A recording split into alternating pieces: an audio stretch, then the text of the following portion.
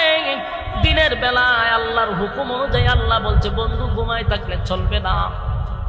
ইয়া আইয়ুহাল মুজাম্মিল, এ কমলিওয়ালা, শুয়ে থাকলে চলবে না, আমি যে কাজের জন্য পাঠাইছি সেটা আপনি পূরণ করতে হবে। তাই নবী রাতের বেলায় তাহাজ্জুদে দাঁড়াইয়া আল্লাহর সঙ্গে কথা বলে, দিনের বেলা কালেমার দাওয়াত লইয়া অলিতে গলিতে যায়। একটা সময় কালেমার দাওয়াত লইয়া যখন যায়, প্রতিদিনের মতো নবীকে নির্যাতন করা হয়, পাগল বলা হয়, পিছন দিক দিয়ে ঢিল মারা হয়। নবীজির কষ্ট লাগে না। কেন লাগে না জানেননি?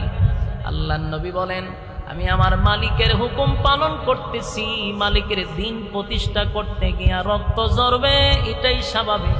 কারণ দিনের দাওয়াত মিষ্টি খাইয়া দেওয়া যায় না, দিনের দাওয়াত মিষ্টি খাইয়া হয় না।